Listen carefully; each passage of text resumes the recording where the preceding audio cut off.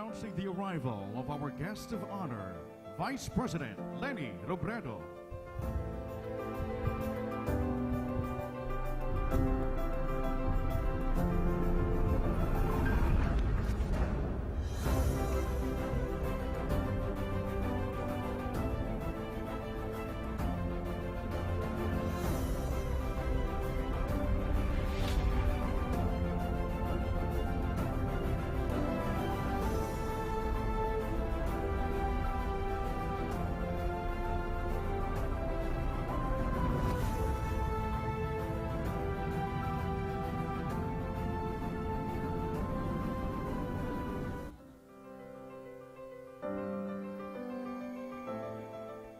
Ladies and gentlemen, you may now take your seats.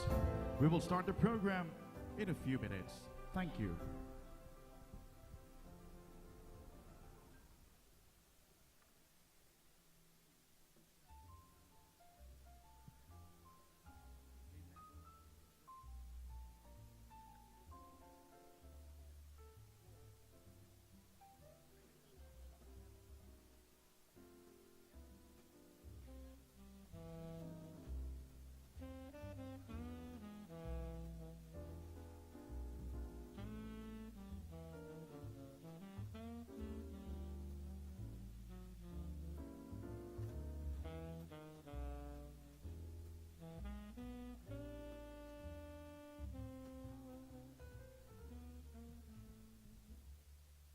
Ladies and gentlemen, may we request each and everyone to please rise for the invocation to be led by Pastor Manny Carlos.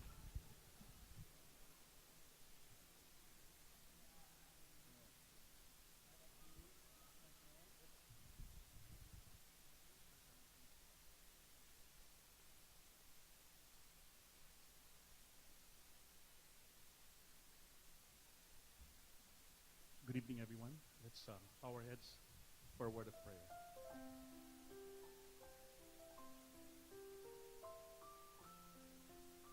Our Father in heaven, we thank you so much for your goodness and your faithfulness, that we can gather together for this milestone in our fraternity's history, celebrating 50 years of brotherhood through service to fellow men. We remember the camaraderie, the fun times and adversities, all while endeavoring to pursue our studies and eventually to graduate. Even in times when we had to contend with others, somehow you spared and protected us in the midst of our youthful zeal, that we might grow wiser as we have aged. We thank you that by your grace and favor, we have attained success in the various fields that we are in today. We believe that the ideals that our founders have inculcated in us have shaped us in significant ways to be who we are today. But on reflection, we realize that these ideals, whether it is knowledge or equality and enlightenment, all come from you. For as Proverbs 2 says, knowledge comes from you. And in Ephesians chapter 2, you enlighten our hearts towards your word. And so in this light, we all acknowledge you, Jesus, as Lord and Savior of our lives, that we might continue to live under your blessing, and may our fraternity reach the next 50 years with continuing service to fellow men.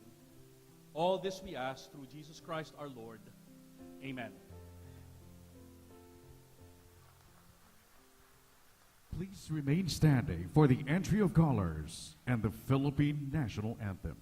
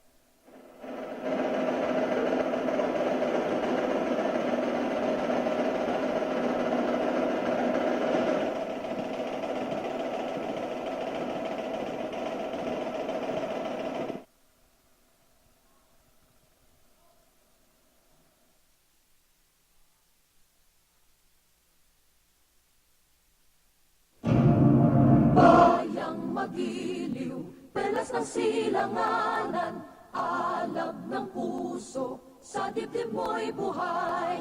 Lupang hinirang, duyan ka ng magiting, sa manlulupig, di ka pasisiin. Sa dagat at bundok, sa simoy at sa langit mong bughaw, may dilagang tula at awit sa paglayang minamahal. Ang kislap ng watawat mo'y tagumpay na nagniningning. Ang bituin at araw niya kailan pa may di magdidilim. Lupa ng araw ng walhati't pagsinta, buhay ay langit sa piling mo.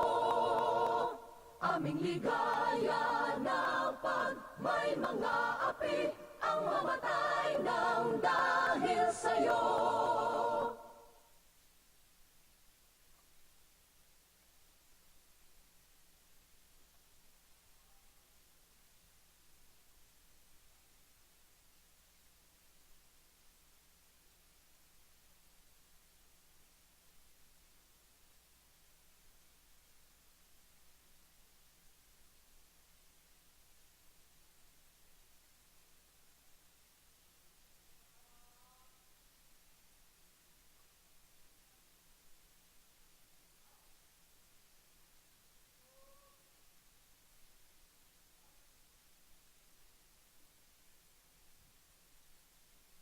You may now be seated.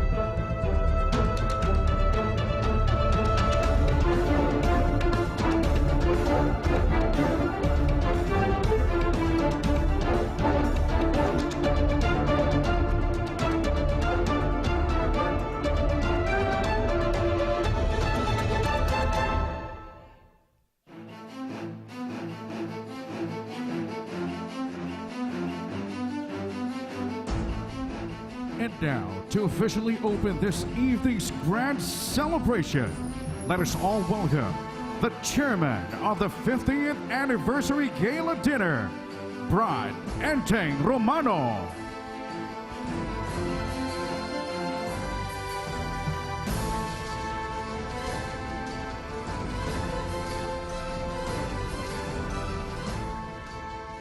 Good evening, mga kapatid.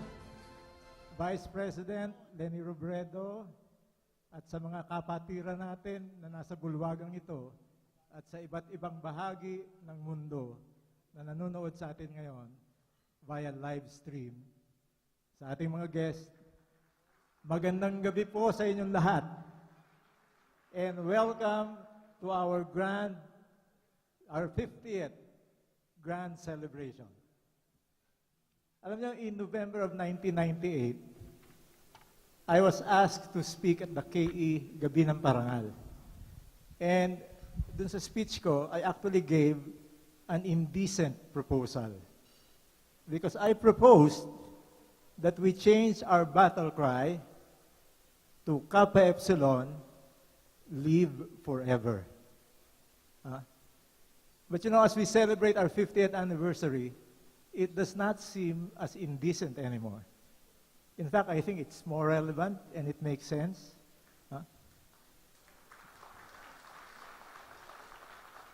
But not surprisingly, siyempre maraming pumalag na mga brads. especially among the elders. And being a good soldier, I know when to stand down. So it was one case where tradition won over progressive thinking. Perhaps at another time and place, future generations of Kappa Epsilon can revisit this proposal. But for tonight, we continue with our tradition. Kappa Epsilon! Kappa Epsilon! Kappa Epsilon! Yan.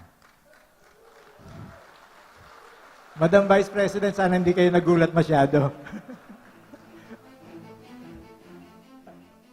2 years ago, after a round of golf with Kaloy, Buboy, and Boy Chane, I asked them if there were preparations being made for our 50th anniversary.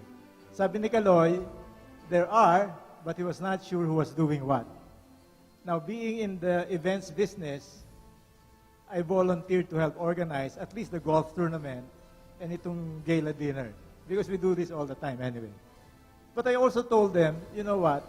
I noticed that every time we celebrate our anniversary, we tend to scale it down to make it affordable to the list of our brothers.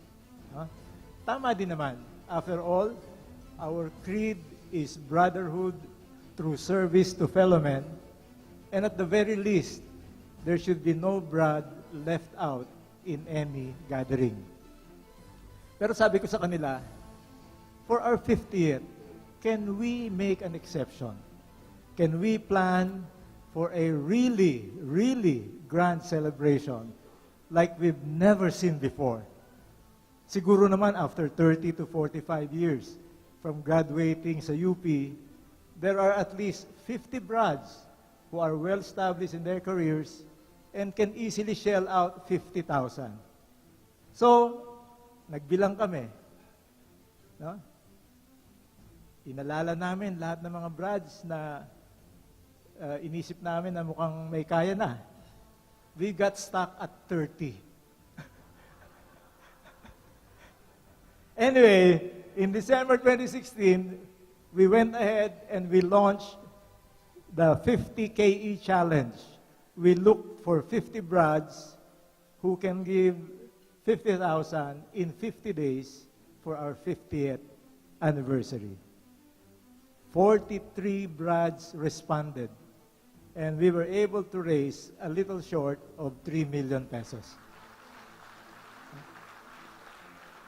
Our generous donors will be duly acknowledged later in the program.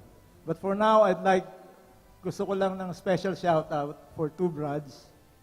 First, to Brad Matt Marney,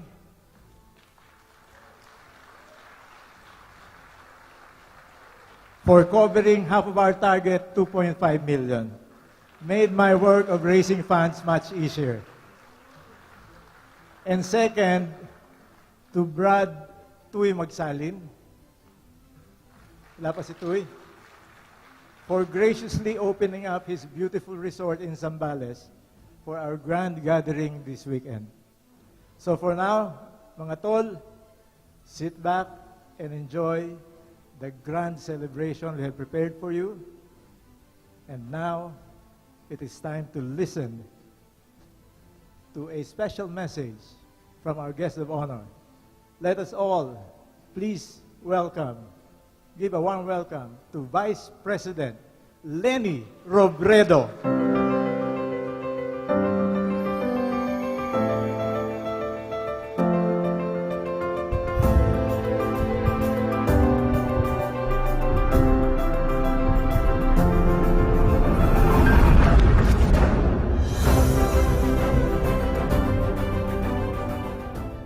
Maraming salamat po, maupo po tayong lahat. Mr. Enteng Romano, Chairman of the Gala Dinner and member of the 2017 Board of Trustees, and of course his lovely wife, Marisa. Mr. Ross Maghirang, President and member of the 2018 Board of Trustees, Mr. Nelson Marquez, past President and member of the 2017 Board of Trustees, General Jojo Acosta, President of UE Kappa Epsilon Alumni Association, Mr. Ed Arguelles, President of Kappa Epsilon Alumni Association of North America, Mr. Teng Wanson, Vice President and member of the 2018 Board of Trustees,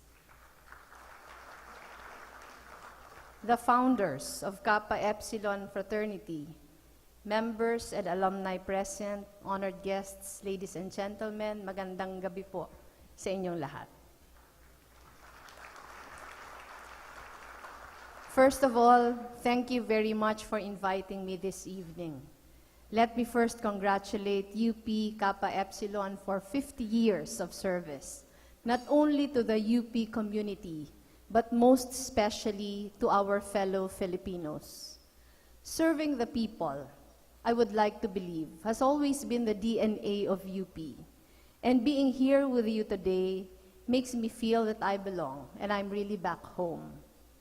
Throughout the years, your organization has shown us what real brotherhood means, that it is not about the exclusivity and the perks that go with a close organization, but about the inclusivity of servant leadership, that it is not about using brute force to cement brotherhood. Rather, it is about sharing knowledge, achieving enlightenment, and acts of service. Yet, when we look at our world, we see a different picture now. Societies everywhere seem to be drowning in hate, anger, violence, and divisiveness.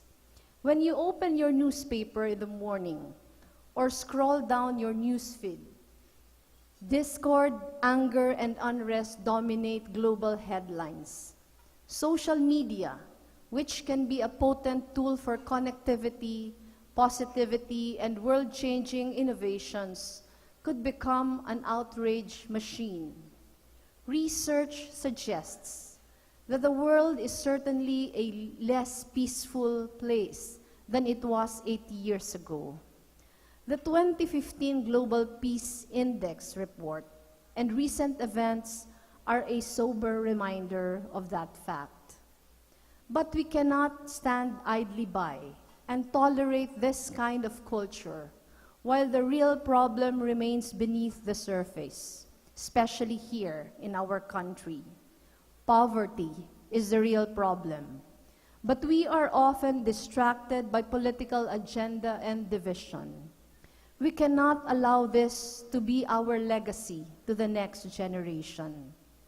I am pleased to know that at a time when fraternities are struggling to stay relevant in the midst of certain recent controversies, the UP Kappa Epsilon serves as an example of the kind of brotherhood that is deeply rooted on principles, knowledge, equality, enlightenment, and selfless service that are greatly needed in our world today. If we wish to continue the legacy of selfless service, we need to keep coming back to our roots and nurture these values, because these are what can drive us forward. This is also something that we at the Office of the Vice President prioritize in our work. Perhaps many of you are not aware that before I joined politics, I worked as a human rights lawyer, and I was involved in an NGO called Saligan. The clients we served were farmers and fisherfolk, indigenous people, urban poor, abused women and children, and laborers. We would travel to far-flung communities and provide assistance to those who did not have access to even the most basic of government services. We would translate laws and ordinances into the local dialect and explain them in detail, with the belief that they will be in a better position to fight for their rights if they are aware of them. Often, we would end up spending some nights in fishing boats and makeshift huts in coastal communities and in the middle of rice paddies because we did not have any place to stay. Our work was not easy, but it allowed us to see the world through their eyes and witness how lives can be transformed when you do something for them, no matter how small. My experience taught me that real transformation only happens when we listen to people with empathy. Empathy, as we all know, is different from sympathy. Sympathy is a response to what we hear. Empathy finds a way to listen and to understand. It is a lost art in our society preoccupied with emotions expressed in no more than 140-character tweets and approved friend requests that never go deeper than a like. Empathy moves us into action for and in behalf of others. I cannot claim to have perfect empathy, but it is something that I have learned and continue to learn in my work. That is why since day one, the vision of the Office of the Vice President for the country is clear: to serve those at the fringes of society, the pamilya sa laylayan ng lipunan. As some of you might know, our office does not have the mandate nor the resources for programs, but we could not sit comfortably for 6 years and just do ceremonial duties, while so many of our people remain poor and marginalized. So with our very limited resources, we decided to put up Angat Buhay, a program dedicated to fight the war against poverty. We devote at least 2 to 3 days every week to visit some of the most remote and poorest of our communities. Under Angat Buhay, we targeted 6 areas of intervention: universal health care, food security and nutrition, rural development, education, women empowerment, and housing. Although our office lacked the mandate and the resources, as of December 31, 2017, we were already able to mobilize 181 million pesos worth of resources for a total of 99,198 families in 176 areas in our country, through our various partners from the private and development sector. All are done in the spirit of collaboration, centered on the belief that results are much more effective through partnerships. Allow me to share with you some of the faces of Angat Buhay. In Sitio Bugtong Lubi, deep in the mountains of Hinubaan, Negros Occidental, school children of Magsaysay Elementary School study in makeshift classrooms built by their parents and teachers. Getting there takes 3 to 4 hours on top of a habal-habal. Passengers have to pay 600 pesos each way to ride through unpaved roads that cross mountain ranges. There, we met Esteban Magnillan Jr., the PTA president of Magsaysay Elementary School. Esteban has 3 children. The school where his eldest son, who is in grade 7, goes to is very far because Magsaysay only offers classes until grade 4. Esteban began to cry when he was telling us how financially difficult it is to send a child to a faraway school. Ang sabi niya po, and I quote, "Yung pera namin imbes na pambili ng asin, ipapabaon na lang namin sa aming anak. Kaya gusto namin yung mga anak namin hindi sila sumunod sa mga nangyari sa amin. Ako kasi hindi pa ako nakapagtapos sa pag-aaral kasi napakalayo ng aming eskwelahan noon." Close quote. Now, Magsaysay Elementary School tells a different story. Just last June, our Angat Buhay partners, Negrense Volunteers for Change, and Negros Women for Tomorrow Foundation turned over new school buildings and school kits to the students. It was a challenging decision for them to get involved with this community because of its remote location. But it is a decision that is transforming lives. Through Angat Buhay and our partners, the parents of Sitio Bugtong Lubi can now dream and hope that one day they will see their children living better lives than them because they were able to finish school. We also met Mokrima Abdul Rahman Muhammad, a 26-year-old weaver and aspiring teacher from Barangay Dayawan in Marawi City.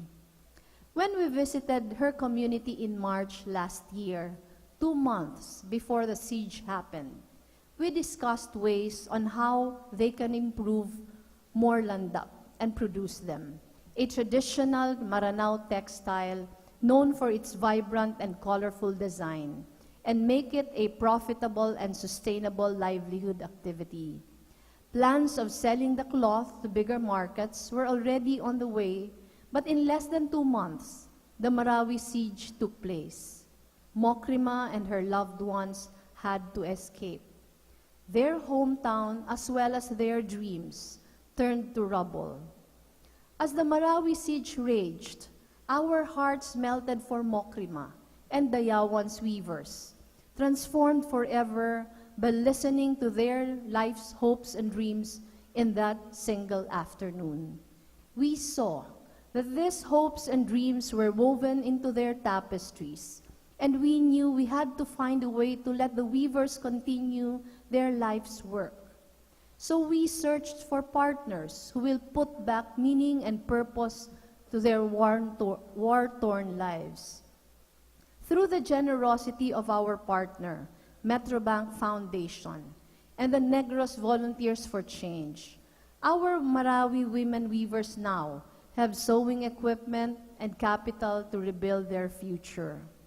We are also about to begin an Angat Buhay village in Marawi City with at least 70 permanent residences on a 1-hectare property for families whose houses were totally damaged during the siege. Aside from the roofs over their heads, the village will also have a health center, a mosque, water, electric supply, livelihood opportunities, good access roads, and vegetable gardens for food security. This project is fully funded by our private partners through the help of the ARMM government, who is assisting us with the land preparation. There are many other stories like that of Esteban and Mokrima, which show that extraordinary results are possible, even with limited resources because of collaboration. This is how we can transform our communities, and this is the kind of legacy I personally would like to leave behind. There are an increasing number of organizations that are partnering with us, and we would like to invite you to be part of our work too. In fact, we have also been partnering with the academe through Angat Buhay in schools, as well as the youth sector through Angat Buhay Youth. We are partnering with Xavier University in Cagayan de Oro City, Universidad de Santa Isabel in Naga City, and Assumption College in San Lorenzo, Makati, to deliver basic services to their adopted communities. Through their initiatives, students and teachers are given the opportunity to work with private organizations in finding better ways to solve issues at the local level. For instance, our Angat Buhay partner, the Jesus V. Del Rosario Foundation, has agreed to provide a seed grant to Xavier University to develop solar-powered machines that will help salt farmers from the municipality of Alubihid, Misamis Oriental to increase their production capacity in a year. It was a few months ago when we launched Angat Buhay Youth, which aims to provide leadership training to youth leaders actively involved in community development projects and link them to potential funding partners to scale up their own socially oriented programs. Last August, we gathered 50 of the most dynamic youth organizations for a 2-day summit, and we asked them to come up with innovative programs that help address specific needs in our communities. One of the organizations was the Youth for Mental Health Coalition, with its project Sprout, Speak Out, Reach Out, which aims to provide psychological and mental health interventions in conflict-afflicted, geographically isolated, and marginalized areas in the country. We have already partnered with them, and the project had its first run in Marawi to help address the needs of the evacuees in the area. This year, we are also planning to organize 4 regional Angat Buhay Youth Summits in Luzon, Visayas, ARMM, and the rest of Mindanao. And we hope we can invite you to partner with us and join us in these activities. Many of you here today are already in significant positions in society. But I hope that you will always remember why you are where you are. In UP, we were taught that to serve our people is our greatest call. But that can only be done together. So may you continue to nurture your 50 years of selfless service through brotherhood. We are each other's best hope in these extraordinary times. I do not know if many of you have already watched Black Panther. But let me end with what King T'Challa profoundly said, and I quote, "Now more than ever, the illusions of division threaten our very existence. We all know the truth. More connects us than separates us. But in times of crisis, the wise build bridges, while the foolish build barriers. We must find a way to look after one another as if we were one single tribe." Close quote. Congratulations once again, and mabuhay po kayong lahat. Thank you, Madam Vice President, for your inspiring message. May we request you to stay on stage as Brides Nelson Marquez and Enteng Romano presents our token of appreciation.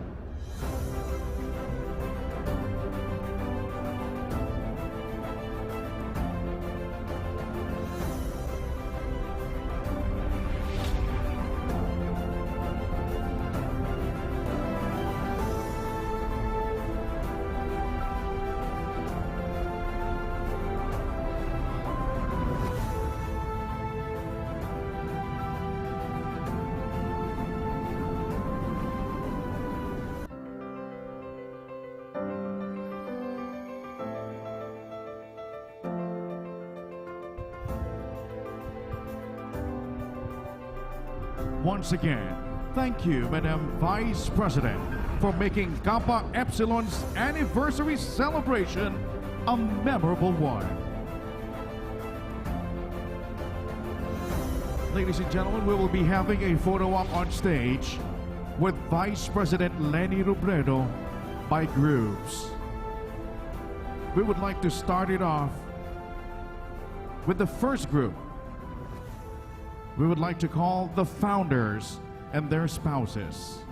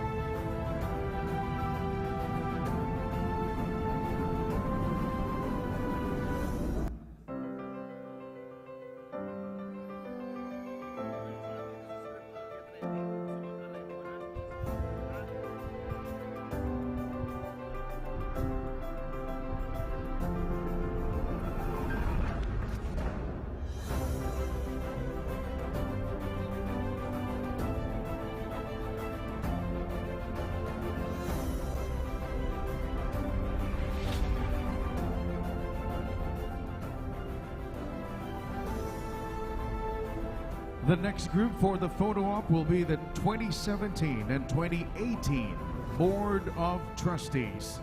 Please get ready.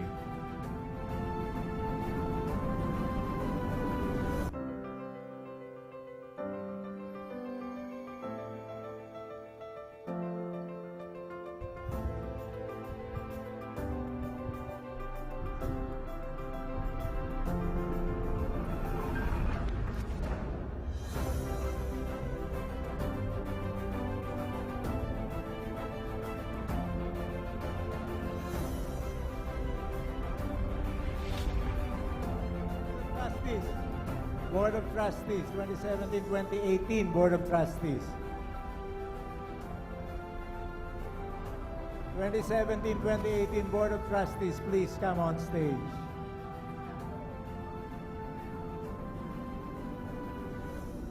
Come on, guys. Tayo na yun, tayo na dito. 2017 and 2018. The outgoing and incoming. June, Dave, join us.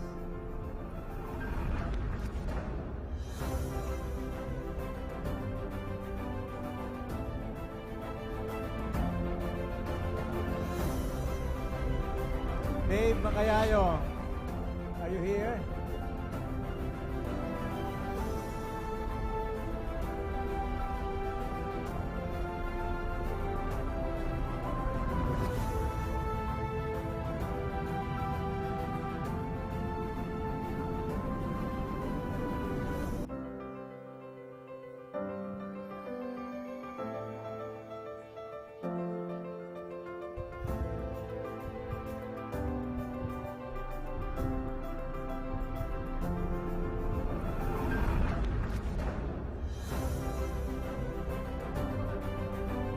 Okay, next group.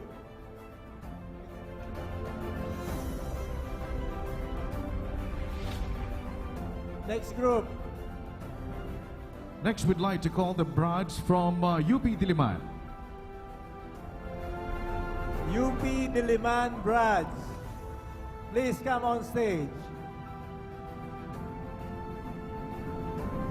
Yung Kiana, hiwalay pa yung Kiana. Yung Kiana mamaya na. Diliman muna, Diliman Brads who are residents. Diliman Brads who are residents. I'm sorry, who are residing in the Philippines. Diliman Brads who are residing in the Philippines.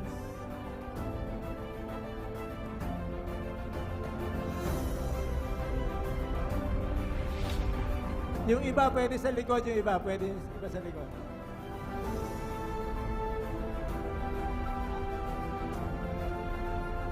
Okay, yung mga bata at kaya pa ninyo, pwede kayo dito sa harap na naka-squat na lang para magkasya.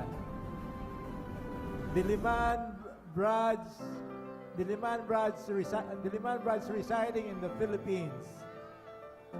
And you may occupy yung mga bata na kaya pang matibay pa yung tuhod, pwedeng mag-squat dito. Connie, why don't you pagbigyan naman natin si Connie. Connie, why don't you, can you give a seat to Connie naman, oh? Yan. Yan, singit nyo na lang, singit nyo na lang. No. Yan, sumingit nyo na lang dyan, Madig, dyan. Alright.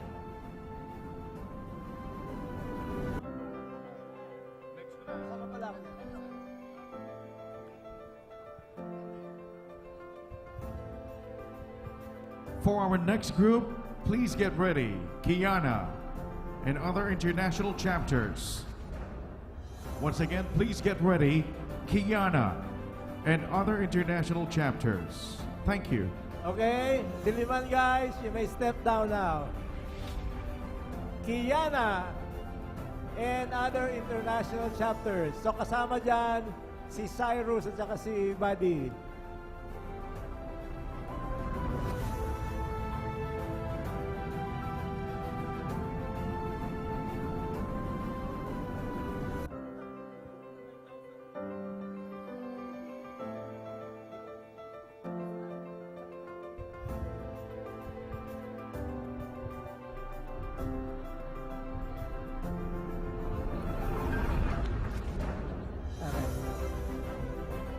Pagkatapos ng photo op, can you exit sa gilid, ha? Para we want to make this a little faster.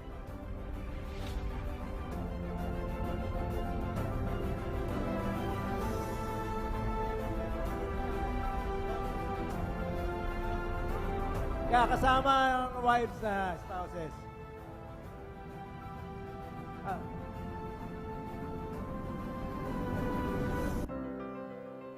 Ayan, dami nyo kasi, hindi tuloy kayo magkasya. Okay, yung mga bata-bata pa dyan, pwede lumuhod dito sa harap. Papuin yung mga asawa nyo.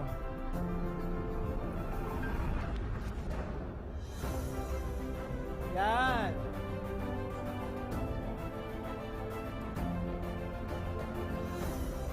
After Kiana and other international chapters, please get ready, UE and other Metro Manila chapters.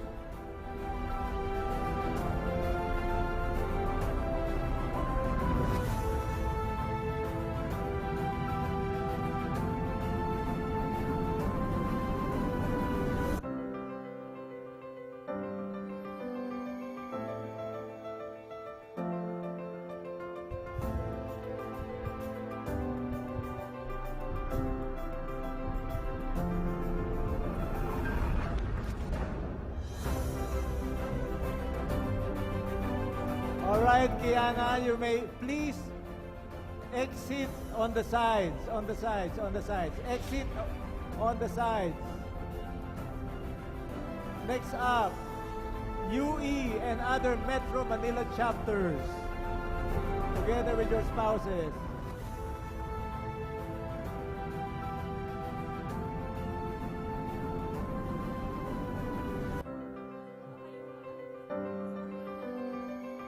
Oh, okay na yan, okay na yan. Thank you, thank you. UE and other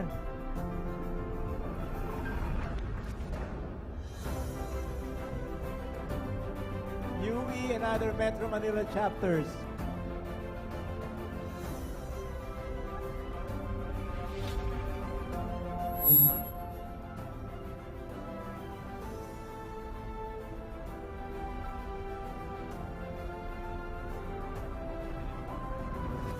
Sinong next?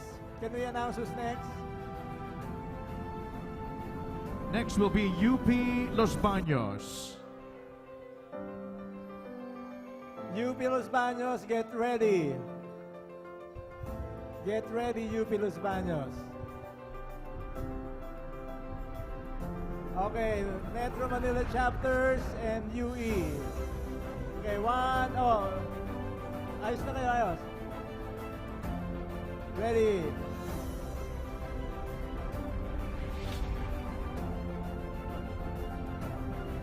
Okay, thank you, UE. Please exit sa sides. Please exit on the sides. UP Los Baños, you're next. Please come on stage.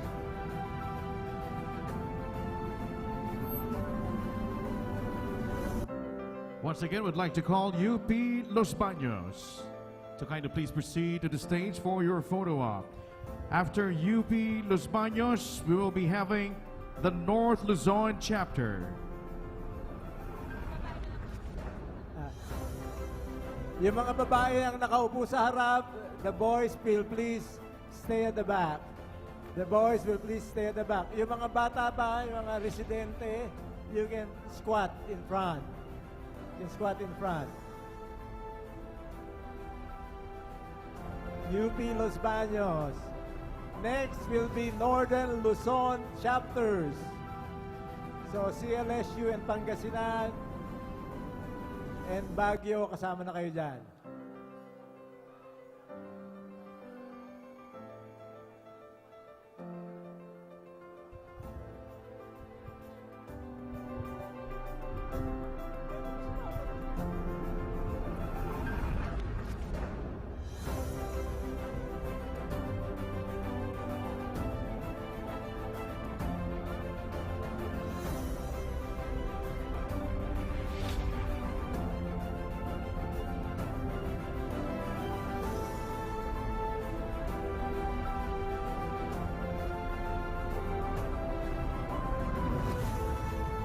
Okay. Thank you, Los Baños. Next, Central Luzon chapters. Please exit on the sides. Exit on the sides. So, Northern Luzon chapters. That will include Pangasinan, Nueva Ecija, Baguio, CLSU, and the other universities. The ladies will take the seats, please. Yung mga lalaki sa likod. After North Luzon, please stand by. Southern Luzon.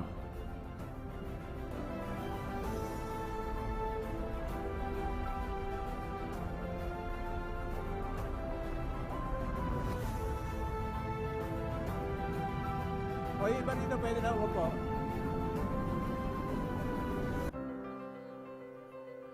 Yung gitna pa-move to the left, so masentro kayo. Yan. There you go.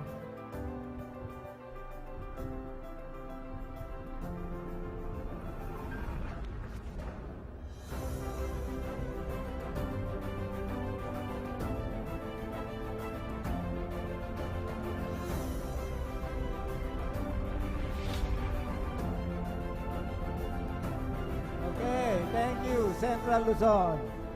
Next, Southern Luzon, yung mga taga Quezon. Hindi ba kayo na traffic? Uy, kasama ka pala dyan ha. Sorry ha, kanina. Southern Luzon from Quezon.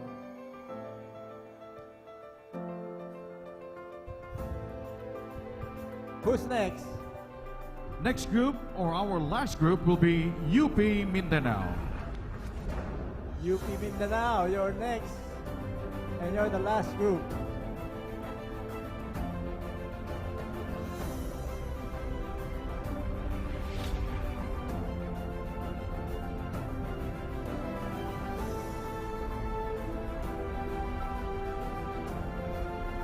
Thank you, Southern Luzon. Please exit the sides.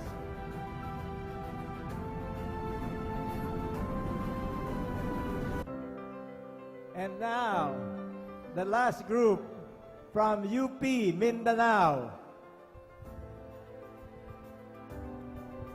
UP Mindanao.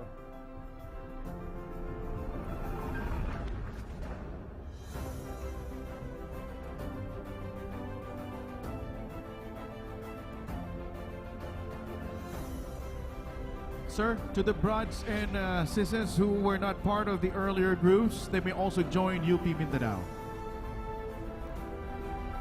May nakalimutan daw tayo sa UP Manila. Pagbigyan natin.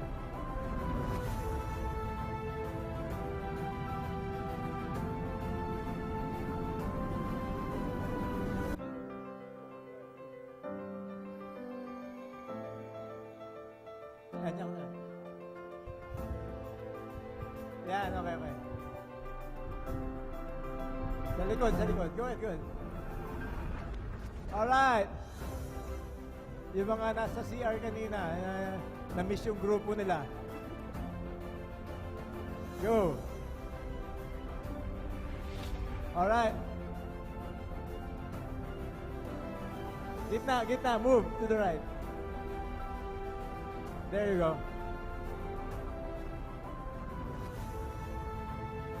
Okay, thank you, UP Mindanao. Ma'am, last na lang. UP Manila.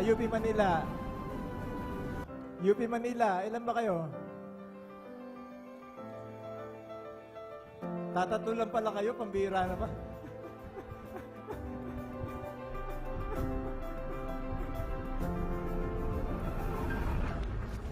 Nag-request pa kayo, tatlo lang kayo.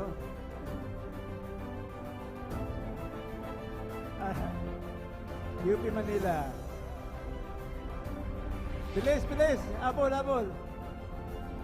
UP Manila. Ayan, marami naman pala sila. Upo na lang kayo, upo naman kasya. Occupy the seats, guys. Yan, may upuan. Eksakto kayo. UP Manila.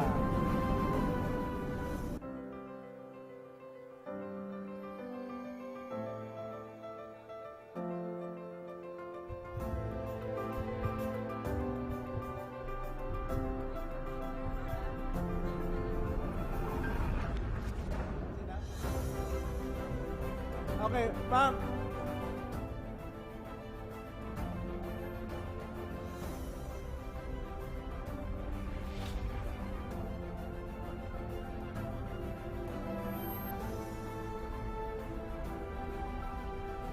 Ma'am, di ba na ba?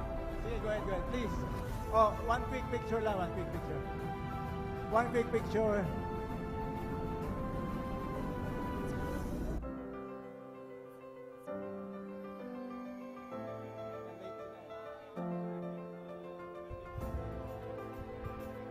All right.